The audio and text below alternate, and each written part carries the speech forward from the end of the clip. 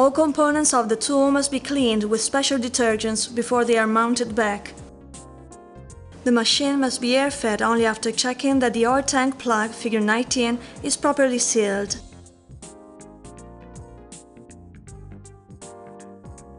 Perform a few cycles to check the correct operation of the tool, then disconnect the air feed.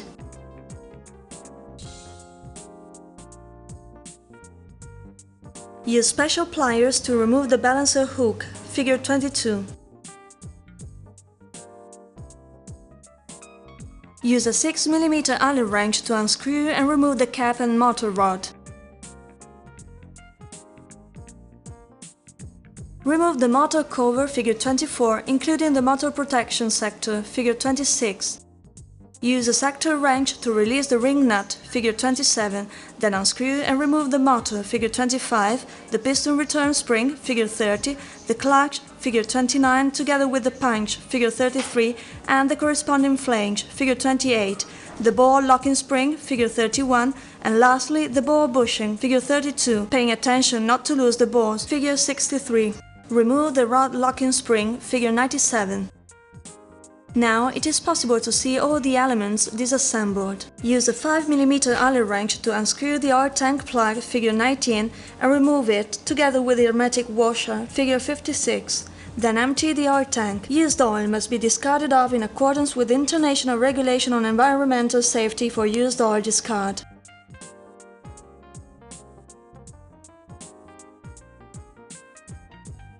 Use a 25 mm wrench to loosen the ring nut, figure 43, then remove it together with the head, figure 49. Make a pin pass through the special hole located on the millet sleeve and exert a pressure on it inward so as to release the clutch from the tie rod. At the same time, unscrew and remove the tie rod.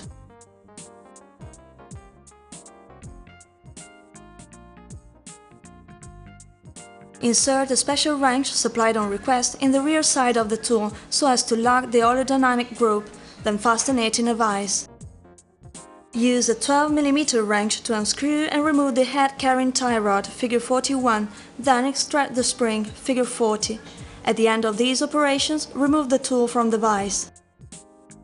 By means of a 32 wrench, unlock the head ring nut, figure 43, and the connector, figure 35, then unscrew and remove the millet sleeve, figure 37, together with the corresponding ring nut, figure 44. Remove the connector, figure 35, and then the aerodynamic piston, figure 34. Use suitable pliers to remove the seizure ring, figure 65, from the aerodynamic piston, then remove the spacer, figure 21, and the basele, figure 68. Check that the shaft has a play on the piston of about 2.5 mm and that the roughness of the stem is 0.2 Ra in the points indicated in the movie. Now reassemble the aerodynamic piston as follows. First insert the basele, figure 68, ensuring that the seal holding lip is upward. Then insert the spacer, figure 21, and fasten the seizure ring, figure 65. Attention! Always replace the O-rings when overhauling the tool.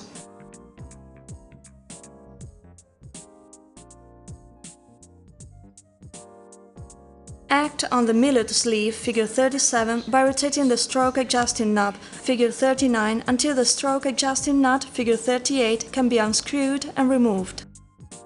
Use suitable pliers to remove the seizure ring, figure 67, then extract the stroke adjusting knob, figure 39.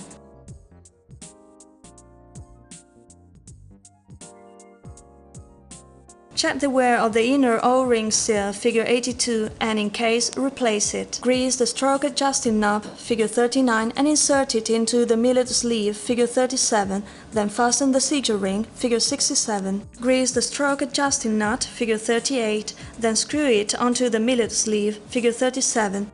At the same time, rotate the knob, figure 39, until the nut is correctly positioned. Now dismount the rear connector, figure 35, remove the outer O-ring seal, figure 76, and the pullback, figure 91.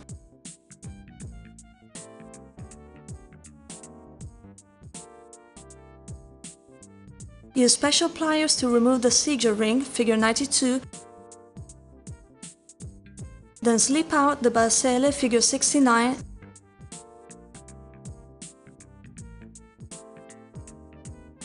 and the inner O-ring seal, figure 75.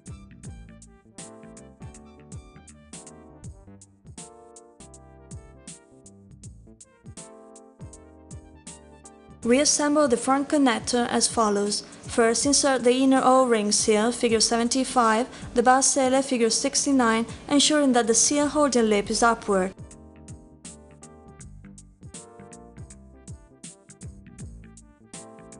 Then fasten the sigil ring, figure 92. Mount the power back, figure 91, ensuring that the hollow side is upward. Then the O-ring seal, figure 76, as shown in the figure.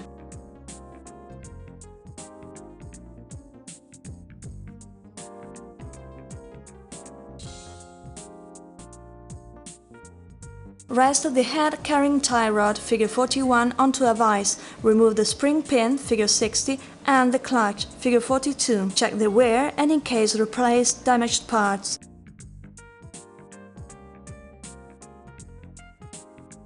Once the checks and cleaning operations have been completed, remount the group.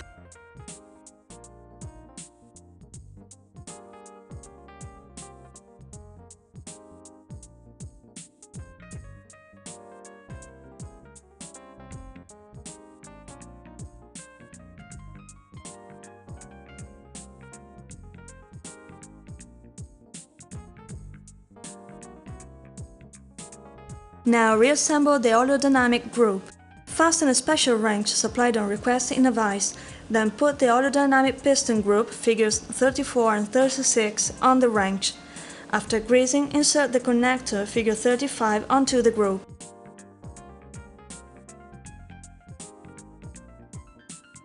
Apply Loctite number 542 on the shaft thread, figure 36, and screw the head carrying tie rod, figure 41, onto the shaft. Then fasten it through means of a 12 mm tube wrench.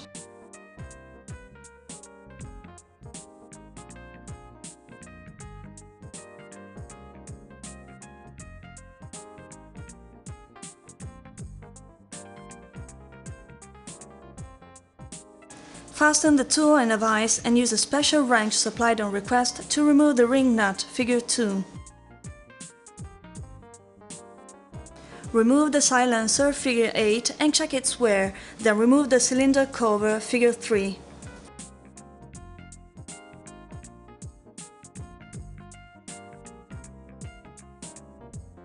Extract the pneumatic piston, figure 4, then the valve body assembly and upper valve body, figure 94 and 15. Separate the valve body assembly from the upper valve body to check the wear of the components. As regards the valve body assembly, figure 94, check the wear of the upper coil, figure 14, or ring seals, figure 87, and lower coil, figure 11. Check the axial movement between the threaded sleeve, figure 12, and the valve body, figure 13. As regards the upper valve body, figure 15, check the wear of the O-ring seals, figure 75. Keep the hydraulic cylinder, figure 6, pressed upwards. Unscrew and remove the guide stem connector, figure 5, using a special wrench supplied on request. The hydraulic cylinder is now freed from the tool body, figure 1.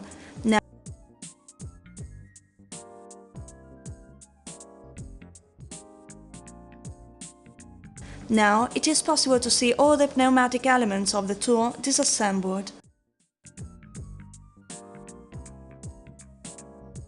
Fasten the tool body, figure 1, in a vise, remove the plugs, figure 59, and the triggers, figure 20.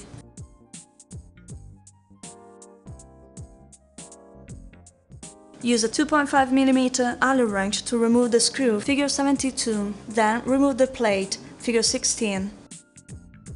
Use suitable pliers to remove the two valve body assemblies, figure 93. Now it is possible to see all the elements of the tool controls disassembled. The two valve body assemblies, figure 93, should be maintained as follows. Remove the seal, figure 79, from the valve body assembly and the valve piston, figure 18, from the valve body, figure 17. check the wear of the O-ring seals, figure 48, 79, 80, 81, and piston, figure 18, before reassembling the valve body. After assembling, check that the piston, figure 18, travels free on the valve body, figure 17. Insert the two valve bodies, figure 93, onto the tool body, figure 1. Fasten the plate, figure 16, through means of a screw, figure 72. Then mount the two control triggers, figure 20, and fasten them by means of plugs, figure 59.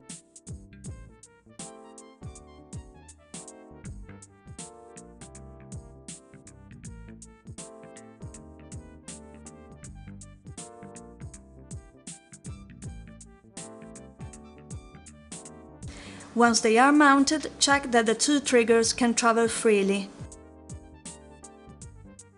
Now disassemble the stem guide connector, figure 5. Use special pliers to remove the seizure ring, figure 64. Then remove the balsele, figure 70, and the seal, figure 71. Lastly, remove the inner O-ring seal, figure 83. And the outer one, figure 86, from their seating. Warning: always replace the O-rings when overhauling the tool.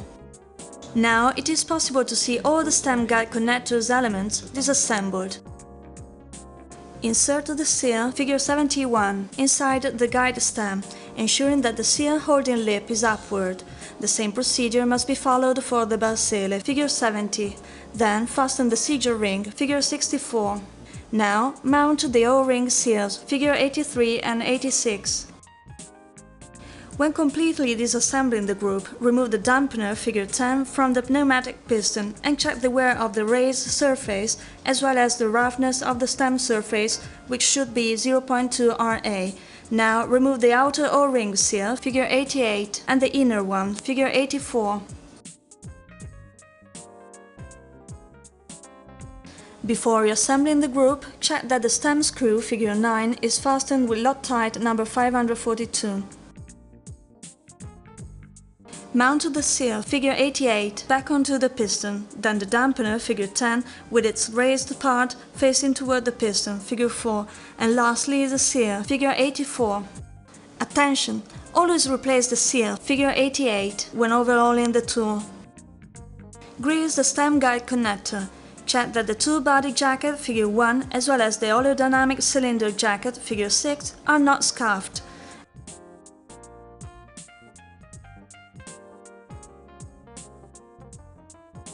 As regards the oleodynamic cylinder, also check the wear of the O-ring seal, figure 85, and replace it if damaged. Join the oleodynamic cylinder, figure 6, and the tool body, figure 1, then fasten them in a vise.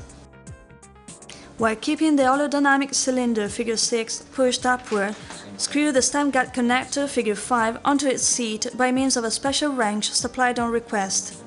Grease the upper valve body, figure 15, with high viscosity grease and insert it onto the valve body assembly, figure 94.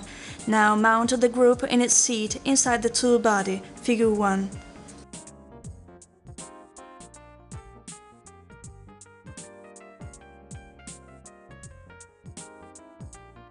Grease the sleeve and the pneumatic piston with high viscosity grease, then insert it into the tool body through means of a rubber hammer. Particular attention is to be paid to the safety valve, figure 96, which should be replaced if loosened or damaged. Also check the wear of the O-ring seal, figure 89, and in case, replace it.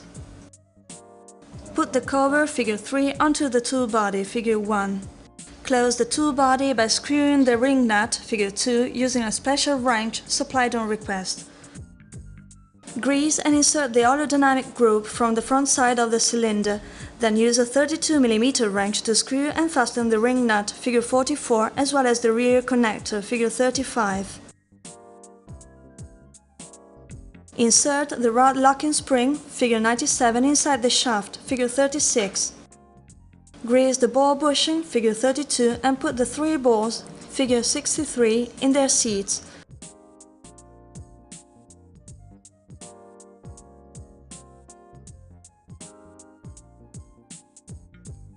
Then use special pliers to insert the ball bush onto the shaft, figure 36.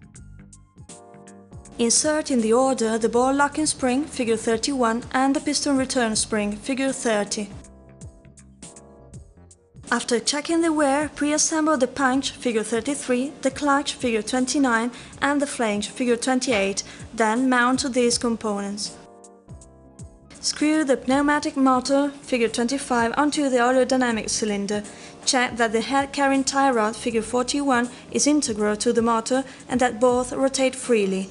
Also check that the tie rod sleeve has an axial movement of about 0.5 mm. Use a sector wrench to definitely fasten the motor by locking the ring nut, figure 27. Since the motor is a commercial item, in the event of a malfunction, contact FAR SRL service. Check the wear of the inox filters, figure 73, and replace them if necessary. Check the seats and state of the O-rings located on the rear side of the motor, and in case, replace them. Use a rubber hammer to join the motor protection sector, figure 26, and the motor cover, figure 24. Check that the silencer, figure 90, inside the motor is in good conditions. Now mount the motor protection, figure 24 and 26. Insert the motor rod in its seat, then screw the cap including the spring and fasten by means of a 6 mm wrench.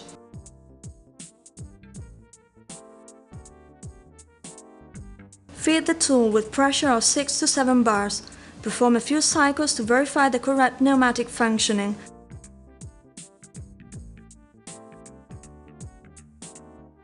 Also keep the control button pressed down long enough to detect any possible leakage in the points indicated in the movie. Disconnect the air feed. Fill the oil container, figure 23, delivered with the tool with 32 degrees viscosity oil, then screw it onto the cap seat. While keeping the tool in a horizontal position, activate the air feed.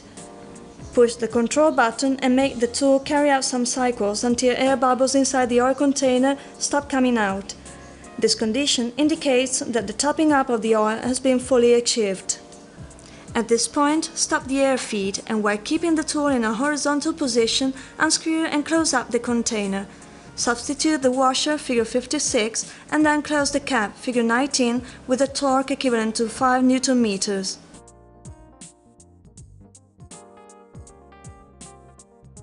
Feed the tool and check the stroke of the head-carrying tie rod, which should be about 6 mm.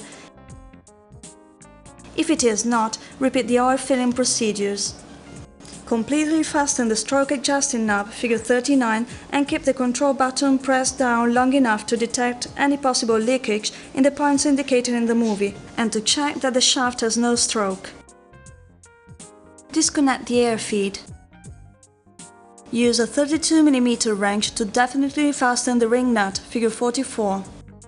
Insert the pin in its seat, pull it and insert the chosen tie rod, ensuring that the hollow side is faced inward, and screw it until fastened. Release the pin and slowly turn the tie rod counterclockwise until it perfectly couples with the clutch.